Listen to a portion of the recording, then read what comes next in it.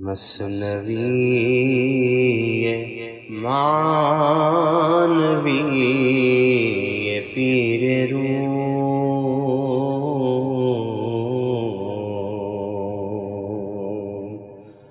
مثنوی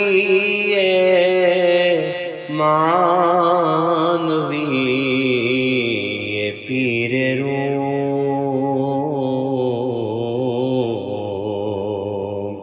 ہست گنج راز عرفان و علوم۔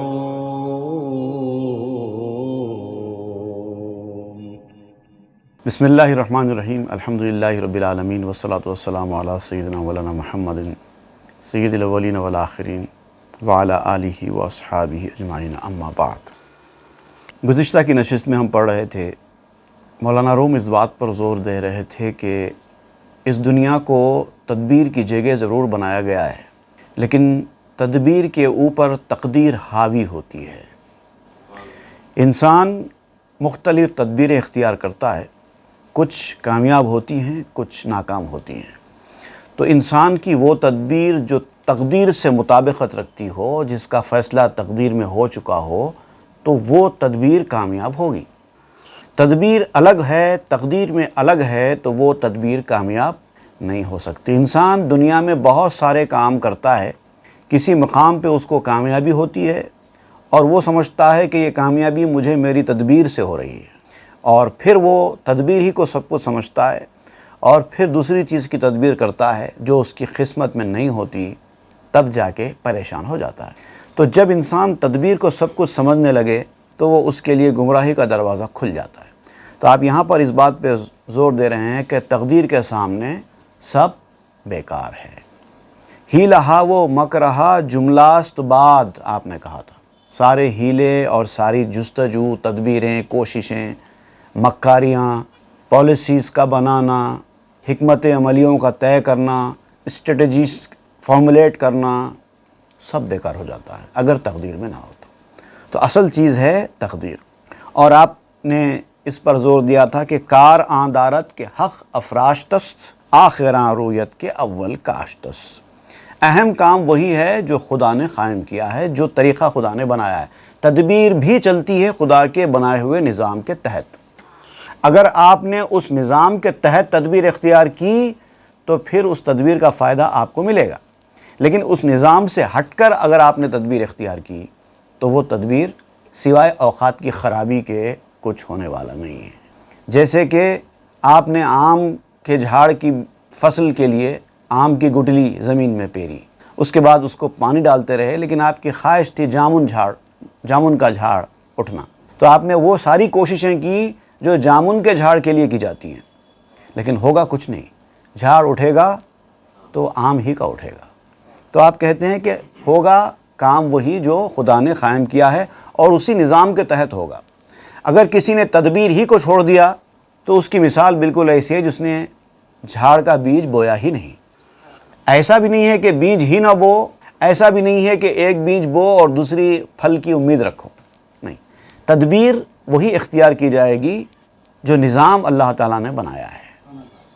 آم کا جھاڑ چاہیے، ضرور اٹھے گا، تدبیر کرو، آم کی گٹلی پیرو، اور آم کے جھاڑ کو جس طرح سے نگہداشت کرتے ہیں اسی طرح سے نگہداشت کرو۔ ہر پیڑ، ہر پودے کی نگہداشت ایک طریقے سے بھی نہیں ہوتی۔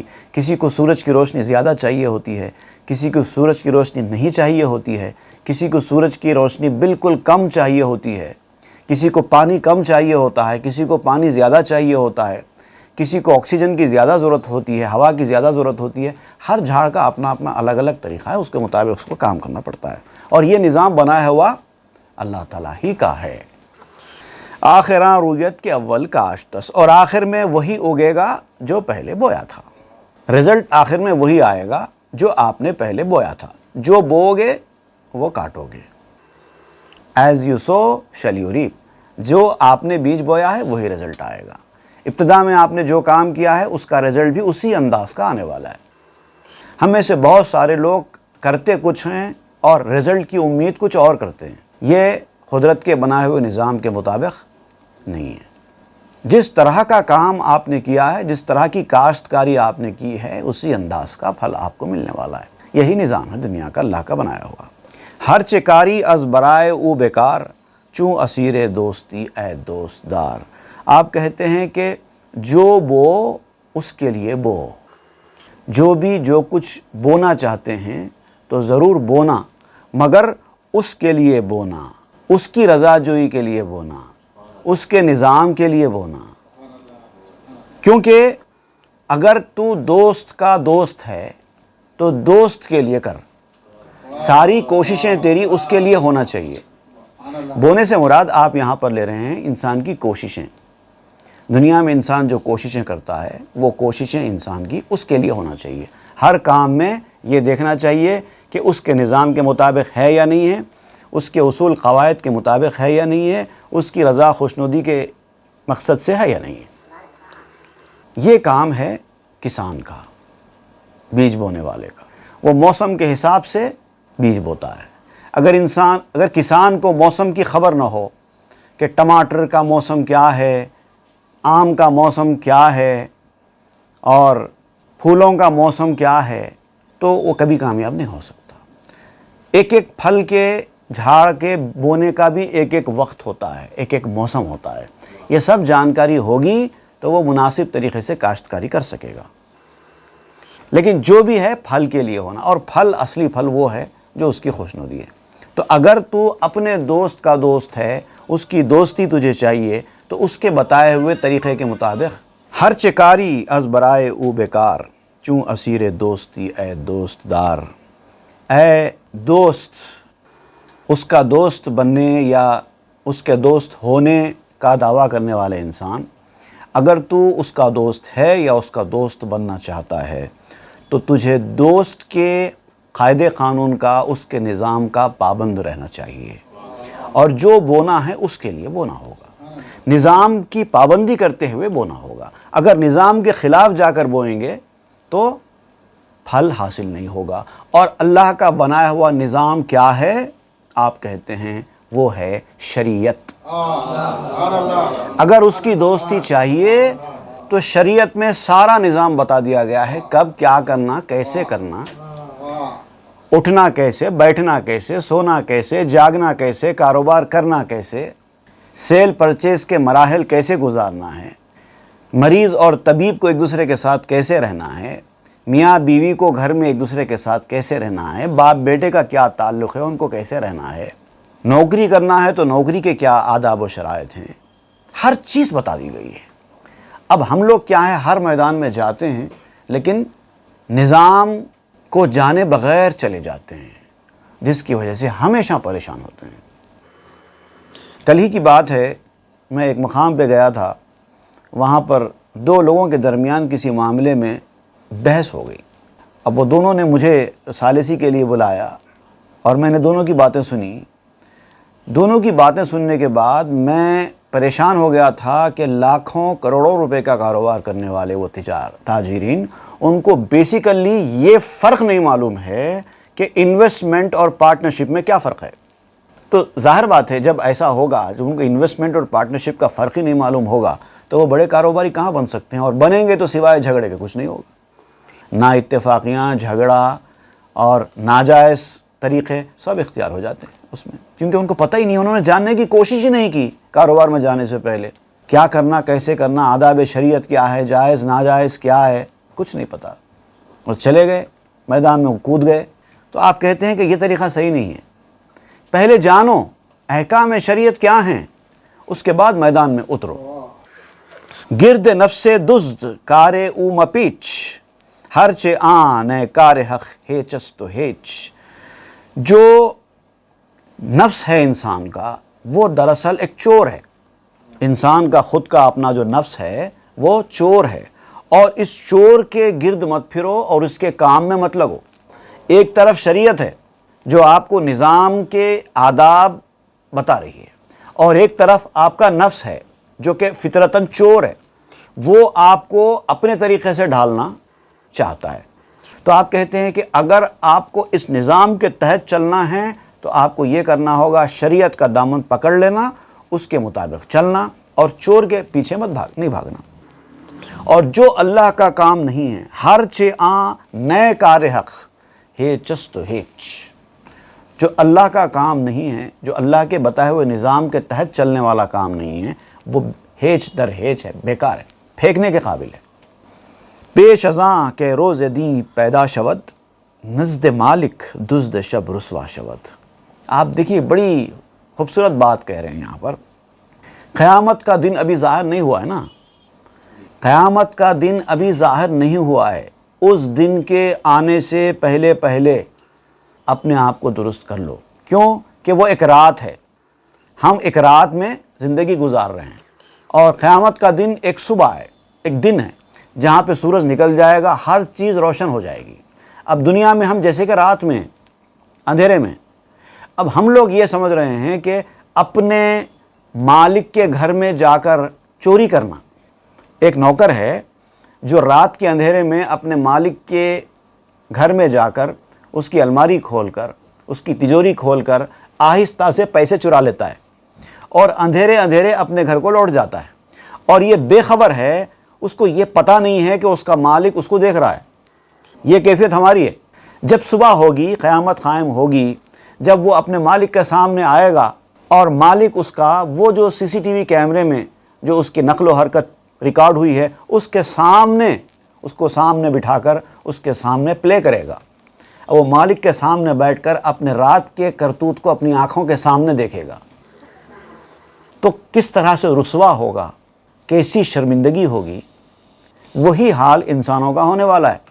یہ رات میں ہم زندگی گزار رہے ہیں اور جو چاہے من چاہی چیزیں کر رہے ہیں، اور یہ سمجھ رہے ہیں کہ کوئی نہیں دیکھ رہا ہے، اور ہم بھول جائیں گے تو مالک بھی بھول جائے گا۔ آپ کرتے ہیں، بھول جاتے نا، ایک وقت کے بعد بھول بھی جاتے ہیں کیا کیا کیا، لیکن وہ تو بھولتا نہیں ہے، وہ تو سب ریکارڈ کر رہا ہے۔ اور قیامت کا دن جب طلوع ہوگا، اس وقت وہ آپ کی ریکارڈنگ آپ کے سامنے پلے کی جائے گی، وہ بھی سامنے ہوگا، آپ بھی سامنے ہوں گے، تو اس وقت سوائے شرمندگی اور رسوائی کے اور کچھ ہونے والا نہیں ہے۔ رخت دزدیدہ بے تدبیر و فنش، ماندہ روز داوری در گردنش۔ تدبیر، کوششیں، ہیلے، دھوکے، بہانے، اور اپنی کاریگری، اپنے ہنر، اس سے چرایا ہوا مال۔ تو چور بھی ایک قسم کا ہنر ہے نا، چوری کرنا بھی ہر آدمی نہیں کر سکتا۔ دیوار کودنا اور جرات مندی کا مظاہرہ کرنا، اندھیرے میں دیکھنے کے قابل بننا، پھر ہمت کر کے جا کے الماری توڑنا، اور کسی کو آواز نہ آئے جیسا یہ سب کچھ کرنا، یہ بھی ایک بہت بڑا ہنر ہے۔ آپ کہیں گے کہ میں نے تو اپنے ہنر سے کمایا ہے، تو نہیں کہہ سکتے ایسا، چور ایسا تھوڑی کہہ سکتا ہے سب چوری نہیں کر سکتے، میں نے اپنے ہنر سے مال کمایا ہے، نہیں، ایسا نہیں ہوتا، اس کو ہنر نہیں کہتے۔ تو یہ کتنا بھی ہنر اختیار کر لو، مال تو چرایا ہوا ہے، اور انصاف کا دن جب آئے گا تو اس کی گردن پر ہوگا۔ اکثر لوگ آپ دیکھیں گے مکاری اور فریب کے ساتھ لوگوں کو دھوکہ دے کر پیسہ اکٹھا کرتے ہیں، اور سمجھتے ہیں کہ یہ ہم نے بڑے ہنر کا کام کیا ہے، سب نہیں کر سکتے، ایسا دماغ چاہیے۔ ہم نے اپنے دماغ کا استعمال کر کے سامنے والے کو الو بنا کر پیسہ کمایا ہے، وہ اپنا فن سمجھتے ہیں، بالکل فن ایسے ہی ہے جیسا چور سمجھتا ہے۔ میں نے رات میں دیوار پھاند کر گھر میں گھس کر چوری کی ہے، میں نے بھی بڑا کام کیا ہے، میری محنت کا پیسہ ہے، یہی سمجھتا ہے نا چور۔ لیکن کیا اس کو محنت کا پیسہ مانا جاتا ہے؟ نہیں مانا۔ آپ کتنی بھی محنت کرے ہوں گے، لیکن طریقہ آپ نے صحیح اختیار نہیں کیا ہے، لہٰذا وہ مال چوری کا ہے۔ صد ہزاراں عقل باہم برجہند، تا بغیر دام او دام نہند۔ لاکھوں عقلیں مل کر کوششیں کرتی ہیں۔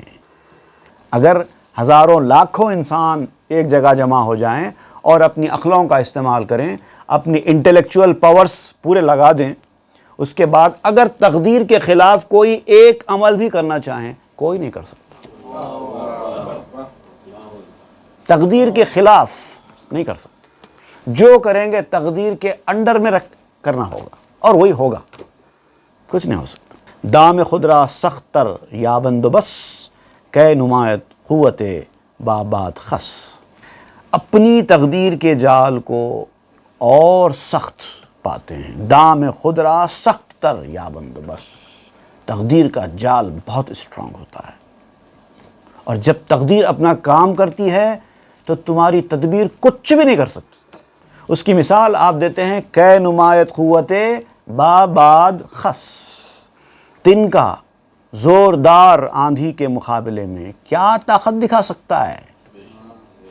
انسانوں کا کیا ہوا کام ایک چھوٹے سے تنکے کی طرح ہے۔ اگر تقدیر میں ہوا چلنا نہیں ہے تو آپ تنکا رکھ دیجئے، 2 سال تک اپنی جگہ پہ ٹھہرا رہے گا۔ چھوٹا سا معمولی تنکا 2 سال تک ایک ہی مقام پہ رہے گا، کوئی ہلا نہیں سکتا اس کو، کیونکہ اگر تقدیر میں ہوا چلنا نہیں ہے، اور اگر ہوا چلنا ہے تو 1 سیکنڈ بھی نہیں رہ سکتا وہ تنکا، ایک ہی ہوا چلے گی اور وہ اڑ جائے گا۔ انسان کی زندگی خود ایسی ہے۔ ایک پاکستانی شاعرہ کا شعر ہے، ایک مشت خاک اور وہ بھی ہوا کی زد میں ہے۔ ایک مشت مٹی وہ بھی ہوا کی زد میں ہے، ایک مشت خاک اور وہ بھی ہوا کی زد میں ہے۔ زندگی کی بے بسی کا استعارہ دیکھنا، کتنی بے بس ہے انسان کی زندگی۔ اب یہاں تو مولانا روم تنکا کہہ رہے ہیں، تنکا تو بہت ہلکا پھلکا ہوتا ہے، اور سارے لوگوں کی عقلیں مل کر جو کوششیں کرتی ہیں وہ تنکے کی طرح ہیں آندھی کے سامنے۔ ورنداری باور ازمن رو ببی در نبے واللہ خیر الماکرین۔ اگر میری بات کا تجھے یقین نہیں ہے، میں جو کہہ رہا ہوں اگر اس پہ یقین نہیں ہے تو جاؤ جا کے دیکھو قرآن میں کیا لکھا ہے، واللہ خیر الماکرین، اللہ بہترین تدبیر کرنے والا ہے، اچھا داؤ کھیلنے والا ہے۔ جب وہ کھیلتا ہے داؤ تو بڑے بڑے داؤ کھیلنے والوں کے داؤ کام نہیں کرتے۔ گر تو گوئی فائدہ ہستی چبود در سوالت فائدہ ہست انوت۔ اگر تو یہ کہے کہ اگر سب کچھ اللہ تعالیٰ ہی کے ہاتھ میں اور سب کچھ تقدیر میں ہی ہے، تدبیر کچھ بھی نہیں ہے، انسان کے ہاتھ میں کچھ بھی نہیں ہے، تو پھر اب سوال یہ پیدا ہوتا ہے کہ اللہ تعالیٰ نے اس انسان کو پیدا ہی کیوں کیا؟ اگر یہ سوال تمہارے ذہن میں آتا ہے تو در سوالت فائدہ ہست اے انوت، اے سرکش انسان، پہلے یہ غور کر لے کہ تو یہ سوال تو کر رہا ہے، لیکن پہلے یہ بتا کہ تیرے اس سوال میں فائدہ ہے یا نقصان ہے؟ فائدے کا سوال ہے، نقصان کا سوال ہے؟ پہلے تو سوچ لے۔ اب مولانا روم فائدے کا سوال ہے تو کیا ہے، نقصان کا سوال ہے تو کیا ہے، وہ بھی بتائیں گے۔ گر ندارت ای سوالت فائدہ چے شنو میرا ابس بے آئدہ۔ اگر تیرے سوال میں فائدہ نہیں ہے، بیکار سوال ہے تیرا، کوئی فائدہ مند سوال نہیں ہے تیرا، تو پھر بیکار سوال کرتا کیوں ہے؟ بیکار سوال بے نتیجہ سوال ہوتا ہے، تو میں کیوں سنوں تیرا سوال؟ اگر تیرا سوال فائدہ مند نہیں ہے تو سوال کرتا کیوں ہے؟ اور اگر تو کرے تو بے فائدہ سوال ہے، اس کا نتیجہ بھی کچھ نہیں نکلے گا، تو میں کیوں سنوں ایسا سوال؟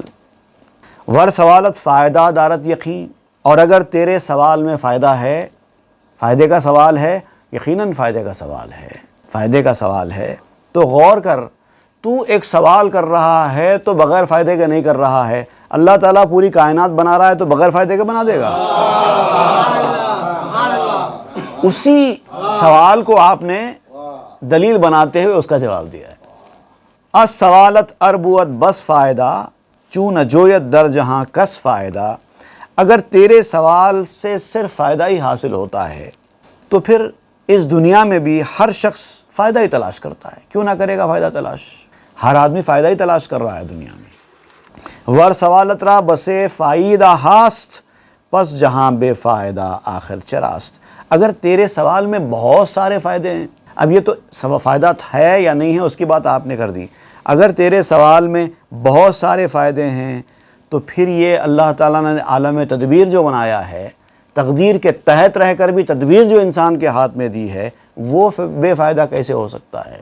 ور جہاں از یک جہت بے فائداست از جہت ہائے دیگر پر آئداست۔ اب آپ یہ بات ذہن میں رکھو کہ اگر عالم تدبیر، یہ دنیا کیا ہے؟ عالم تدبیر ہے۔ اگر عالم تدبیر ایک اعتبار سے بے فائدہ ہے تو دوسرے اعتبار سے فائدہ مند ہے، وہ دونوں جہتیں ہیں اس کی۔ آپ بتا رہے ہیں کہ ایک چیز ایک جگہ فائدہ مند ہوتی ہے، وہی چیز دوسری طرف نقصان دہ ہوتی ہے۔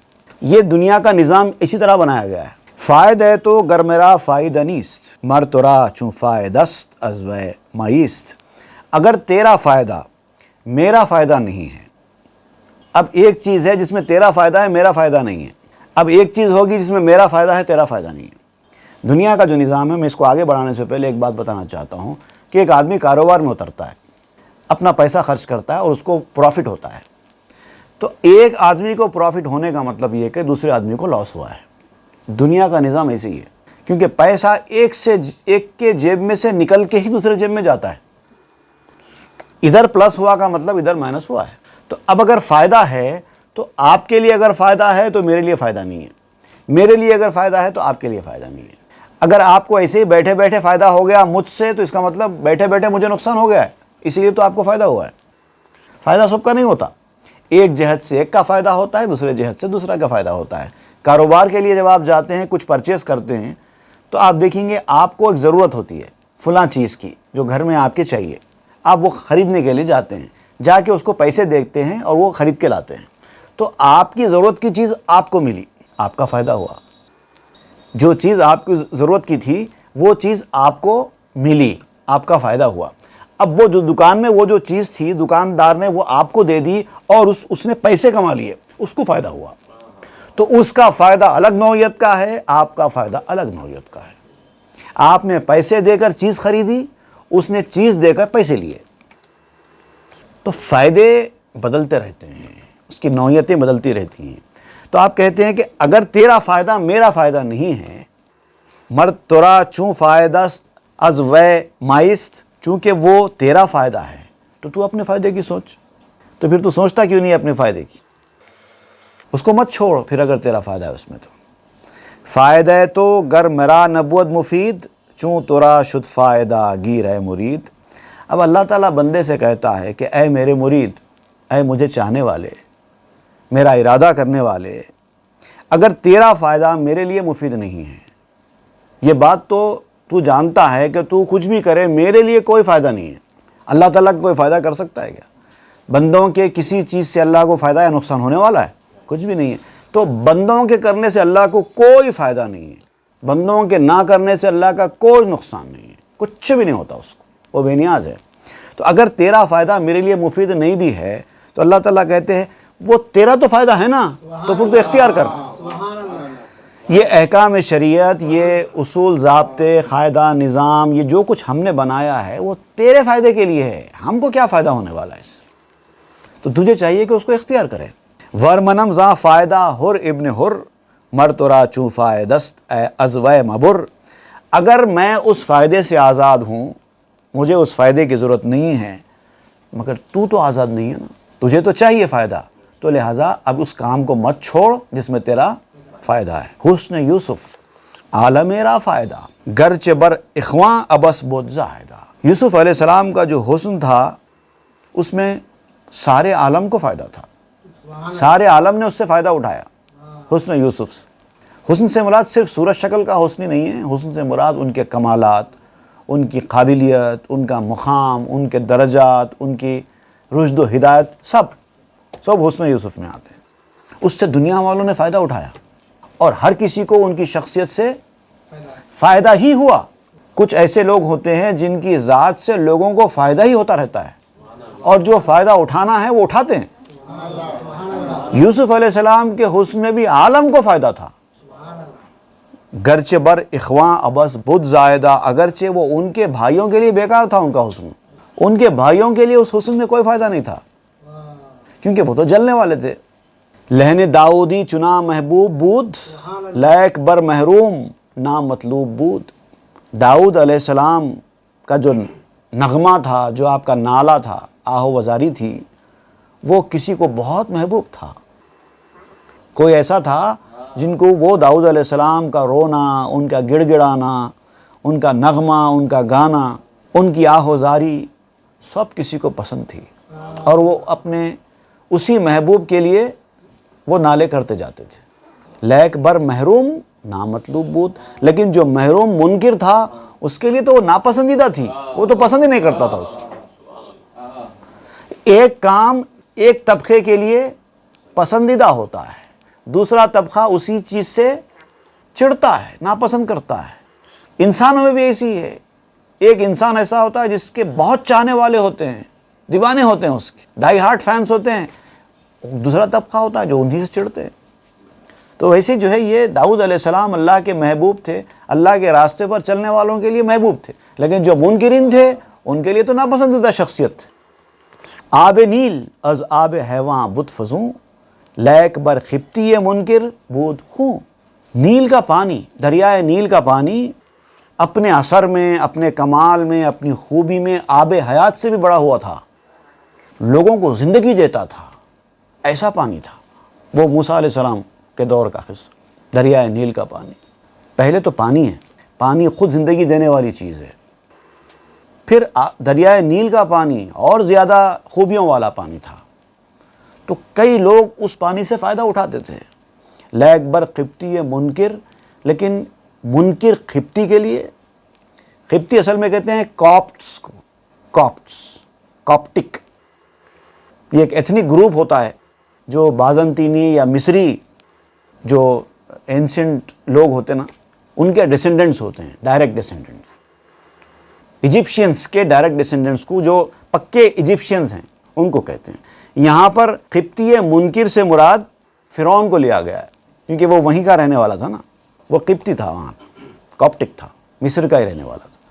تو وہ جو انکار کرنے والا قبطی تھا وہ مصری تھا، ایجپشین تھا، اس کے لیے تو خون ثابت ہوا وہ پانی، کیونکہ وہ تو دریائے نیل میں ڈوب کر مرا۔ وہ دریائے نیل جو لوگوں کی زندگی فراہم کرنے والا پانی تھا، وہ ایک کے لیے موت کا سامان بن گیا۔ ہست بر مومن شہیدی زندگی، بر منافق مردنستو زندگی۔ مومن کے لیے شہادت کا مل جانا زندگی ثابت ہو جاتا ہے، لیکن یہی کافر کے لیے یا منافق کے لیے موت ہے، تباہی ہے، ہلاکت ہے تو وہی نا، دونوں چیزیں وہی ہیں۔ شہادت کا مطلب کیا ہے؟ مرنے کو ہی کہتے ہیں شہادت، اللہ کی راہ میں مرنے کا نام شہادت ہے۔ تو اللہ کی راہ میں مرنا مومن کے لیے تو بہت بڑی عزت کی بات ہے، اس کے لیے تو زندگی ہے۔ وَلَا تَقُولُوا لِمَنْ يُقْتَلُ فِي سَبِيلِ اللَّهِ اموات، ان کو موت کہنا بھی نہیں ہے، وہ زندگی ہے، ابدالآباد زندگی مومن کے لیے، مگر منافق کے لیے بربادی ہے۔ چیس در عالم بلویک نعمتے، کہہ نہ محرومند ازب امتے۔ بتاؤ دنیا میں ایسی کوئی نعمت ہے، اگر کوئی ایسی نعمت ہے دنیا میں تو بتاؤ جو سب کو ملی ہوئی ہو، دنیا کے سارے لوگوں کو وہ نعمت ملی ہوئی ہے، ایسی کوئی نعمت ہے تو بتاؤ۔ ہے ہی نہیں، اللہ نے ایسی پیدا ہی نہیں کی۔ آپ کے پاس ہزاروں نعمتیں ہیں، لیکن ان ہزاروں نعمتوں کی ایک لسٹ بنائیے، دنیا میں آپ کو ان ہزاروں نعمتوں میں سے ایک ایک نعمت سے محروم ایک ایک آدمی ضرور مل جائے گا۔ کسی کو آنکھ نہیں ہے، کسی کو کان نہیں ہے، کسی کو ناک نہیں ہے، کسی کو ہاتھ نہیں ہے، کسی کو پاؤں نہیں ہے، کسی کو عقل نہیں ہے، کسی کو علم نہیں ہے، کسی کے پاس للہیت نہیں ہے، کسی کے پاس ایمان نہیں ہے۔ ایک ایک چیز، اگر چھوٹے چھوٹے بالوں کو ہی آپ کاؤنٹ کریں تو بھی آپ کو مل جائے۔ کسی کے سر پہ بال نہیں ہے، کسی کو ناخن نہیں ہے، ایک نعمت بھی اللہ کی ایسی نہیں ہے دنیا میں جو پورے کے پورے انسانوں کو ملی ہو، کوئی نہ کوئی تو اس سے محروم ہوتا ہے۔ گاؤ خرہ فائدہ چے در شکر، ہست ہر جاں را یہ کہ خوتے دیگر۔ گدھے اور بیل کو شکر میں کیا فائدہ ہو سکتا ہے؟ اب دیکھیے فائدے بھی سب کے الگ الگ ہیں، فائدے بھی سب کے الگ الگ ہیں۔ گدھے اور بیل کو شکر سے کیا فائدہ ہو سکتا ہے؟ کیونکہ ہر جاندار کی غذا الگ الگ ہے۔ گھاس کھانے والے گوشت نہیں کھاتے، گوشت کھانے والے گھاس نہیں کھاتے، انسان دونوں بھی کھاتا ہے۔ پھر وہ لوگ جو کھاتے ہیں اس میں سے کئی چیزیں ایسی ہیں جو انسان نہیں کھا سکتا۔ اس طرح سے ہر مخلوق اپنی نوعیت کے حساب سے، اپنی غذائیت کے حساب سے سب کی غذائیں الگ الگ ہیں۔ لیک گر آں خوت بر وے آرزیست، پر نصیحت کر دنورا رائے زیست۔ اب رہا یہ سوال کہ عارضی غذا، کچھ لوگ ایسے ہوتے ہیں جو عارضی غذا کبھی کبھار کھا لیتے ہیں۔ ایک ہوتی ہے پرماننٹ غذا، ایک ہوتی ہے عارضی غذا۔ کبھی کبھار کھا لیا، نہ کھائے بھی تو کوئی فرق نہیں پڑتا، کبھی کبھار کھا لیا تو وہ کہلاتی ہے عارضی غذا۔ لیکن اگر کسی کی عارضی غذا ہے کوئی چیز تو اس کو وہ چھوڑنے کے لیے کہو آسانی سے چھوڑ جائے گی۔ اگر کوئی آدمی کبھی کبھار کوئی چیز کھاتا ہے تو اس سے کہا جائے کہ بھائی آج سے آپ فلاں چیز نہیں کھانا، کچھ آسانی سے چھوڑ دے گا۔ لیکن اگر وہ پرماننٹ اس کی غذا یا عادت بن چکی ہے یا اس کی فطرت میں داخل ہو چکی ہے تو اب وہ چھوٹنے والی نہیں ہے۔ تو انسانوں میں بھی دو قسم کے لوگ ہیں آپ بیان کرتے ہیں، ایک وہ جو برائی کے راستے پر ایسے ہی چلے گئے ہیں، اور ایک وہ جنہوں نے برائی کو اپنے اندر اتار لیا ہے، ایڈکٹ ہو گئے ہیں اس کے۔ ایڈکٹ نہیں چھوڑے گا، تو نصیحت ان کو کرو جو ایڈکٹ نہیں ہوئے ہیں۔ آپ کہہ رہے ہیں کہ جو عادتاً جا چکے ہیں ایک بار کسی غلط راستے پر، آپ ان کو نصیحت کرو، ان کے اوپر اثر ہو جائے گا، وہ چھوڑ کر آ جائیں گے۔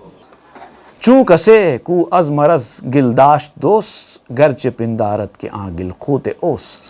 جب کوئی کسی مرض کی وجہ سے مٹھی کھانا پسند کرتا ہے، بہت سارے لوگ مٹی کھاتے ہیں نا، ان کو مٹی کھانے کا بڑا شوق ہو جاتا ہے، اور اگر وہ سمجھ رہا ہے کہ مٹی ہی میری اصلی غذا ہے، اسی سے مجھے پیٹ بھرنا ہے، یہ میری اصلی غذا ہے، قوت اصلی راہ فراموش کردست، روئے در خوت مرض آوردست۔ اس نے اپنی اصلی غذا کو بھلا دیا ہے اور صرف مٹی ہی کھاتا بیٹھ رہا ہے، تو اس کا مطلب یہ ہے کہ وہ بیماری کی طرف اپنا رخ موڑ لیا ہے۔ اب اس کا انجام صرف تباہی بربادی بیماری ہے، کیونکہ مٹی کھانا پہلے تو شریعت میں جائز نہیں ہے۔ اب یہ جو ہے ایک قسم کی ایک پرابلم ہے مٹی کھانا، اس کو کہتے ہیں جیوفیجیا، GEOPHAGIA، جیوفیجیا ایک قسم کی ایک بیماری ہوتی ہے جس کی وجہ سے یہ مٹی کھانے کی طرف انسان راغب ہوتا ہے۔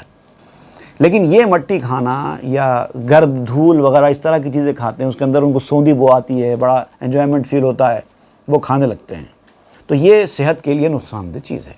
اسلام نے بھی اس کو منع کیا ہے، اور میڈیکل پوائنٹ آف ویو سے بھی یہ صحت کے لیے اچھی نہیں ہے۔ اس سے کیا ہوتا ہے کہ پیراسائٹس، بیکٹیریا اور ٹاکسک ہیوی میٹلز، یہ ساری چیزیں جو ہے اس سے ایکسپوز ہوتے ہیں اس مٹی کے ذریعے، اور پھر کیا ہوتا ہے، یہ ڈسٹ میں پوٹیشیم کی مقدار بہت زیادہ ہوتی ہے، اور جب زیادہ پوٹیشیم انٹیک ہو جاتا ہے تو پھر بلڈ میں پوٹیشیم فارم ہونا شروع ہو جاتا ہے، ہائی بلڈ پوٹیشیم کی بیماری کی طرف چلا جاتا ہے انسان، اور پھر اس سے جو ہے رسک بڑھ جاتا ہے صحت کی خرابی کا، اور سب سے زیادہ خطرناک جو ہے اس کا اثر پڑتا ہے دل کے اوپر۔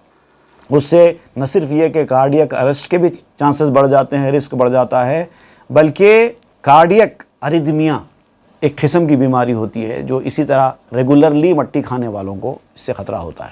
یہ بیماری جو ہے اصل میں ہوتی ہے irregular ہارٹ بیٹ، کبھی کبھار دل کی دھڑکن ایک دم کم ہو جاتی ہے، کبھی کبھار ایک دم بڑھ جاتی ہے، اس طرح کی بیماری ہوتی ہے۔ تو اصولاً یہ مٹی کھانا اچھی چیز نہیں ہے۔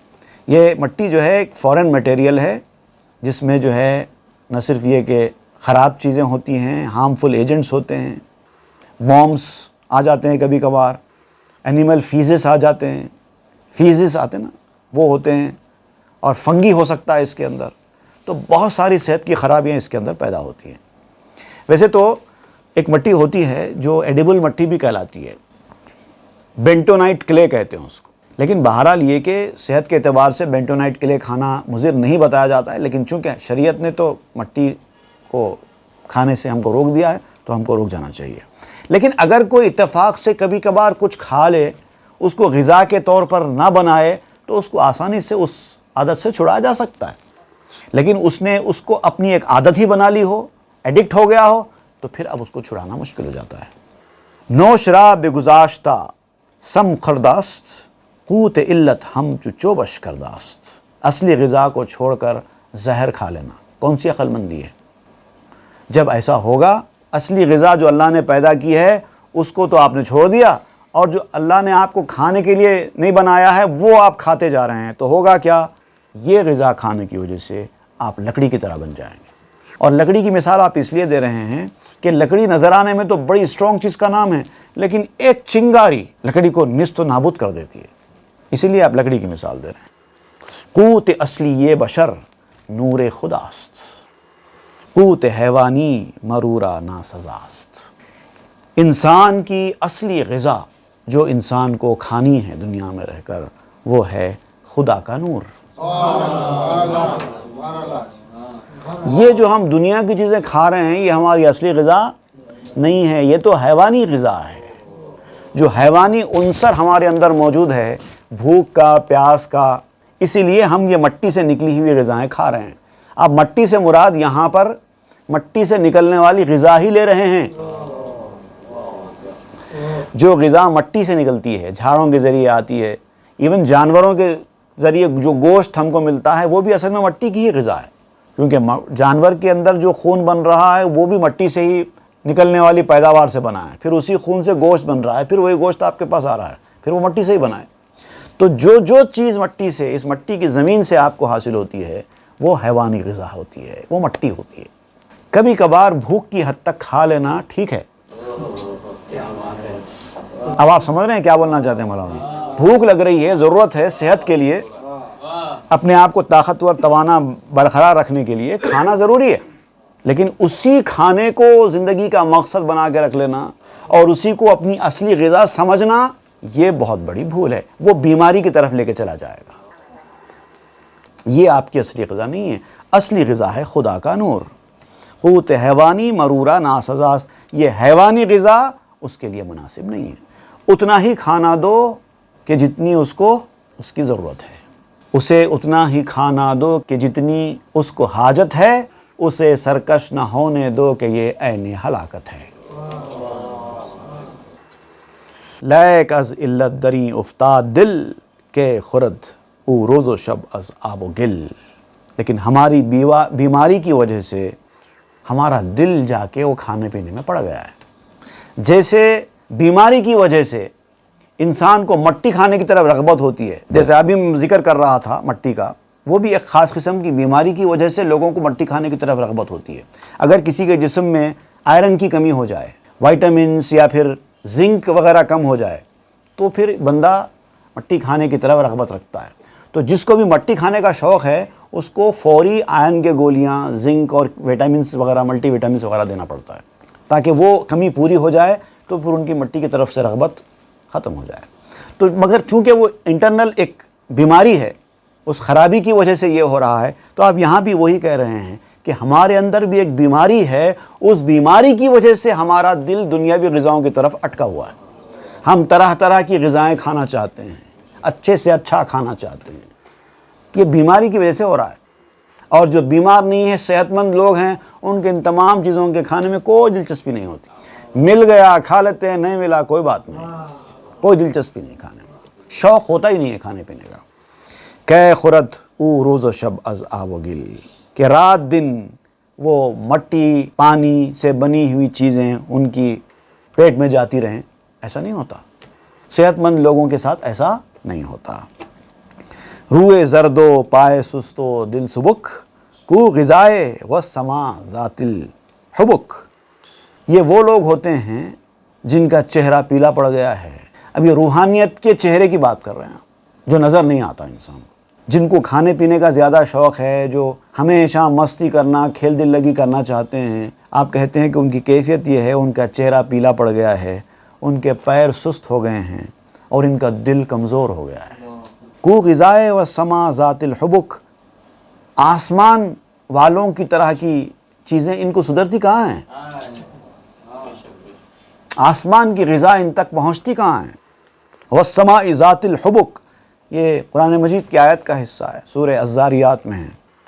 قسم ہے راستوں والے آسمان کی، اللہ تعالیٰ فرماتا ہے راستوں والا آسمان، وہاں سے جو راستوں سے ان کو جو ڈائٹ فراہم ہوتی ہے اس سے محروم ہوتے ہیں، اسی لیے ہمیشہ بھوک لگتی رہتی ہے، اسی لیے ہمیشہ کھانے پینے کی باتیں کرتے رہتے ہیں اور نئے نئے طریقے سے، نئے نئے ہیلوں سے کھانے کے راستے فراہم کرتے رہنا، کبھی یہ کھانا، کبھی وہ کھانا، کبھی وہ کھانا۔ شوق ہے، کیا کریں گے، شوق پورا کرتے ہیں۔ کچھ لوگ تو ایسے ہیں جو مال والے، پیسے والے ہیں، وہ کہتے ہیں اللہ دیا ہم کھا رہے ہیں، یہ نہیں پوچھتے کہ اللہ نے ہم کو دیا کیوں ہے، کھانے کے لیے تو نہیں دیا ہے، یہ نہیں دیکھتے۔ کچھ تو اتنے بیوقوف ہیں کہ جن کے پاس خود ہوتا نہیں ہے، دوسروں سے لے لے کے کھاتے ہیں، اب یہ تو اور بڑا بیوقوف ہے۔ تو آپ کہتے ہیں کہ جتنی ضرورت ہے اتنا کھاؤ، اس سے زیادہ نہیں، اپنی اصل غذا کی طرف توجہ کرو، جو نور خدا ہے وہ حاصل کرو۔ آں غذائے خاصگانے دوستست، خوردنے آں بے گلو و آلتست۔ اب جو اصلی غذا ہے وہ یار کے مخصوص لوگوں کے لیے ہے، ان کو کبھی کبھار ان کے صدقے میں کچھ مل جاتی ہے۔ یہ مٹی کی غذا کھانے والوں کو کبھی کبھار اللہ والوں کے صدقے میں کچھ روحانی غذا مل جاتی ہے، دستر کا بچایا ہوا، رکابی کا بچایا ہوا تھوڑا بہت کھانے کو مل جاتا ہے۔ غذا تو اصلی ان کی ہے. آ غذائے خاصگانے دوست است، خوردنے آ بے گلو و آلت است. اور وہ کھانا کھانے کے لیے نہ حلق کی ضرورت ہوتی ہے نہ برتن کی ضرورت ہوتی ہے، کیونکہ وہ جو غذا ہے وہ دنیاوی چیزوں کی محتاج ہے ہی نہیں نا. وہ اللہ تعالیٰ ڈائریکٹ ان کو کھلا دیتا ہے. نہ برتن نظر آئے، نہ کھانا نظر آیا، نہ حلق کی ضرورت، نہ چبانے کی ضرورت، سیدھا اندر اتر جاتا ہے. شد غذائے آفتاب از نور عرش، مر حسود و دیو را از دود فرش. سورج کی جو روشنی ہے نا وہ چمک رہی ہے. سورج کی بھی ایک غذا ہے، اور وہ کیا ہے؟ عرش کا نور ہے. عرش کا نور سورج کے اوپر اپنا اثر ڈال رہا ہے، اور سورج کو غذا مل رہی ہے، اور سورج صدیوں سالوں سے روشن ہے، بجھتا نہیں ہے. اور حاسد اور شیطان، ان کی غذا بھی ہے. وہ کیا ہے؟ یہ زمین کا دھواں ہے. یہ دھواں کھا کے جیتے ہیں. جو زمین سے دھواں اٹھتا ہے نا وہ ان کی غذا ہے، یہ کھا کے جیتے. جتنا پولیوشن ہے وہ ان کی پیٹ میں جاتا ہے، ان کی غذا ہے. تو اب آپ کو کون سی غذا چاہیے؟ یہ دھوئیں والی غذا چاہیے؟ یہ جو عرش والی غذا ہے وہ روشنی، وہ نور چاہیے؟ در شہیداں یرزقوں فرمود حق، آ غزارہ نئے دہاں بدھ نئے طبخ. اللہ تعالیٰ نے شہیدوں کے بارے میں جو فرمایا ہے، یرزقون ولا تحسبن الذین قتلوا فی سبیل اللہ امواتا بل احیاء عند ربہم یرزقون. جو لوگ اللہ کی راہ میں مارے جائیں ان کو مردہ گمان بھی مت کرو، سوچو بھی نہیں کہ وہ مردہ ہیں، بلکہ وہ زندہ ہیں اور اپنے رب کے پاس رزق دیے جاتے ہیں، ان کو کھلایا پلایا جاتا ہے. تو یہ جو ان کو کھلایا پلایا جاتا ہے، جو اللہ تعالیٰ فرما رہا ہے، یہ کیا کھلایا پلایا جاتا ہے؟ یہ دھواں نہیں جو دیووں کی اور شیطانوں کی غذا ہے، یہ نہیں. وہ کھلایا جاتا ہے جس کو نور عرش کہتے ہیں. آ غزارہ نئے دہاں بدھ نئے طبخ. اور اس غذا کے لیے نہ منہ کی ضرورت ہے، نہ طباخ کی ضرورت ہے، نہ برتن کی ضرورت ہے، نہ چاپنے کی ضرورت ہے. دل ز ہر یارے غذائے می خورت، دل ز ہر علم صفائے می برت. اور جو دل ہوتا نا وہ ہر پسندیدہ چیز سے اپنی غذا حاصل کرتا ہے. آپ کا دل جدھر راغب ہے اسی سے اس کو غذا ملتی ہے. آپ کے دل کا اٹریکشن کدھر ہے اسی سے اس دل کو غذا ملتی ہے. دل ز ہر علم صفائے می برت. محبوب چیز سے غذا ملتی ہے اور علم سے صفائی ہوتی ہے دل کی. دل کی صفائی علم سے، اور دل کی غذا ملتی ہے اس کی محبوب چیز سے. صورت ہر آدمی چوں کاسائیست، چشم از معنی او حساس آئیست. ہر آدمی کی صورت پیالے کی طرح ہے. ہر انسان پیالے کی طرح ہوتا ہے، جو ظاہری پیالہ ہوتا ہے اس کی طرح ہوتا ہے. اور جو آنکھ ہوتی ہے، بصیرت کی آنکھ، اسی سے اس کے باطن کا ادراک ہوتا ہے. اور جو چشم بصیرت ہے انسان کی، ایک خصوصی آنکھ ہوتی ہے جو انسان محسوس کرتا ہے. ایک چشم بصارت ہے، ایک چشم بصیرت ہے. چشم بصارت تو یہی ہیں آنکھیں جو ہم دیکھ رہے ہیں. ایک چشم بصیرت ہے جو انسان کی ایک تیسری آنکھ آپ کہہ سکتے ہیں. کچھ چیزیں انسان نہیں دیکھتا ہے لیکن پھر بھی اندازہ کرتا ہے کیسا ہے، وہ چشم بصیرت سے اس کو معلوم ہوتا ہے. تو چشم بصیرت کی جو غذا کیا ہے؟ وہ انسان کے باطنی اوصاف ہے، ظاہری نہیں. چشم بصارت سے انسان ظاہر کو دیکھتا ہے لیکن چشم بصیرت باطنی اوصاف کو دیکھتی ہے. از لکھائے ہر کسے چیزیں خری، وز خرانے ہر قرین چیزیں بری.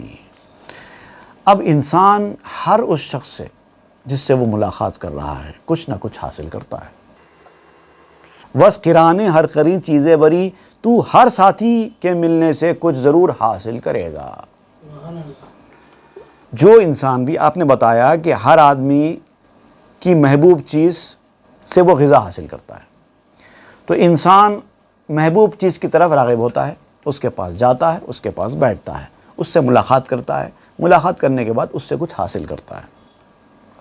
تو جو انسان جس کو اپنا محبوب رکھتا ہے اس کے ساتھ زیادہ وقت گزارتا ہے اور اس کے ساتھ زیادہ وقت گزارتا ہے تو اس سے ہمیشہ کچھ حاصل ہی کرتا رہتا ہے. ہر ملاقات اس کی ضرور کچھ نہ کچھ حاصل کرنے کا ذریعہ بنتی ہے. اچھے آدمی کے پاس اچھی چیزیں ملیں گی، برے آدمی کے پاس جائیں گے، بیٹھیں گے، برائیوں سے اپنے آپ کو بچا کے نہیں لا سکتے. جس سے بھی آپ ملاقات کریں گے اس سے کچھ نہ کچھ حاصل کریں گے۔ چوں ستارہ با ستارہ شد قرین، لائق ہر دو اثر زائد یقین۔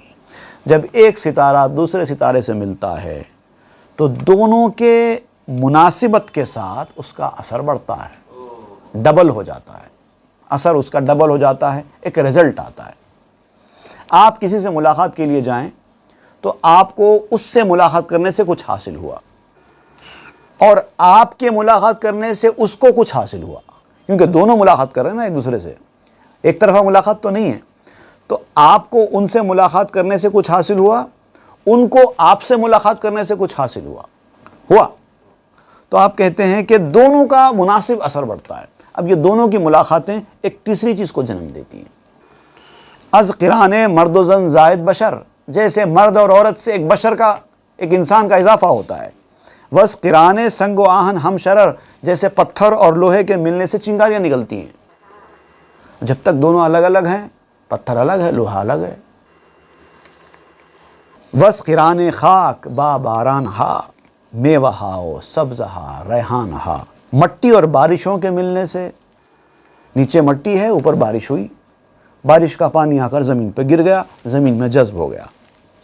میوہ ہاؤ سبز ہا ریحان ہا، اب وہاں سے میوے بنے، سبزے اگے، پھول کھلے۔ اگر وہ پانی وہیں رہتا، مٹی یہیں رہتی تو کچھ نہیں ہوتا تھا۔ وز قران سبز ہا با آدمی، دل خوشی و بے غمی و خرمی۔ اور پھر جب یہ ہر طرف ہریالی چھا گئی، پھول کھل گئے، پھل لگ گئے، تو اب کیا ہوا کہ انسان ان سبزے زاروں میں گھومنے کے لیے جاتا ہے، ان ہریالیوں کو جا کر دیکھتا ہے، تو اس سے کیا ہوتا ہے، انسان کے دل میں خوشی کے جذبات پیدا ہوتے ہیں، ان کا غم دور ہوتا ہے، ٹینشن دور ہوتا ہے، ایک قسم کا سرور پیدا ہوتا ہے۔ اسی لیے لوگ ہرے بھرے موسم میں سبزے زاروں کے پاس جاتے ہیں، فارم ہاؤسوں میں جاتے ہیں، لانس میں بیٹھتے ہیں، انجوائے کرتے ہیں، سکون و آرام لے کر واپس آتے ہیں۔ تو یہ سب کچھ کیوں ہوا؟ آسمان سے پانی کے نکل کر زمین میں آنے سے ہوا، نہیں تو پانی ادھر رہتا تھا، زمین ادھر رہتی تھی۔ یہ سب کچھ ہریالی سبزہ زاری تھوڑی آتے تھے۔ وز قران خرمی با جان ماں، می بزایت خوبی و احسان ماں، ہماری جان کے ساتھ خوشی کے ملنے سے خوبی اور کمالات پیدا ہوتے۔ اب دیکھیے، بارش ہوئی، زمین پر گری، پھل پودے جھاڑ سبزے زار ہریالی سب بن گئے، خوبصورت ماحول پیدا ہو گیا۔ اب انسان اس کو دیکھنے کے لیے وہاں پر گیا۔ اب سبزے زار کی اور انسان کی ملاقات ہوئی۔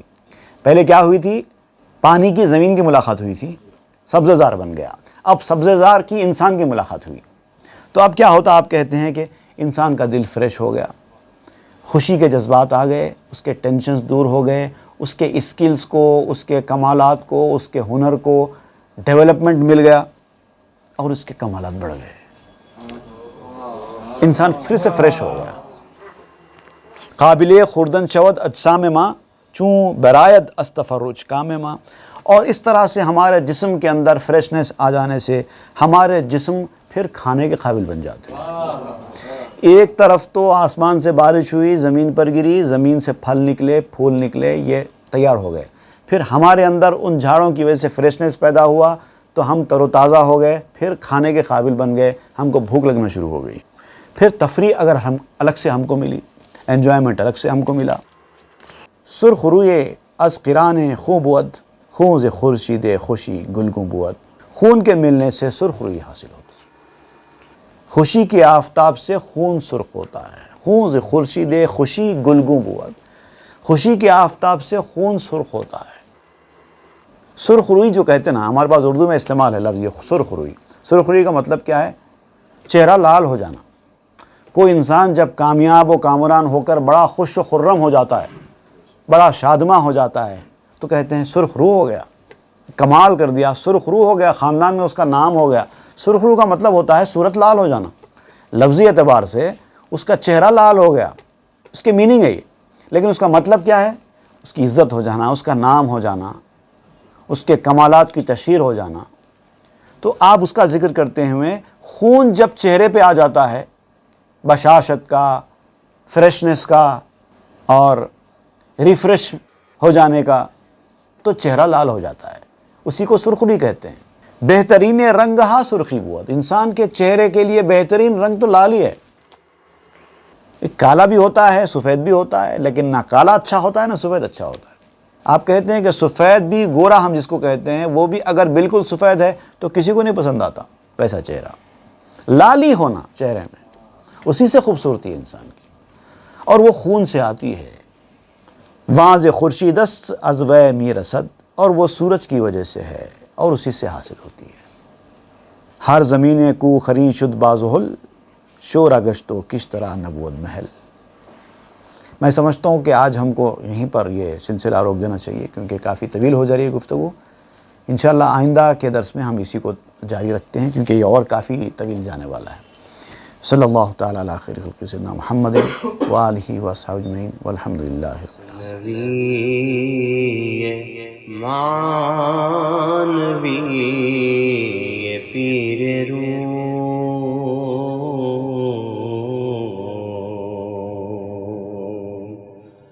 مثنوی معنوی پیر روم،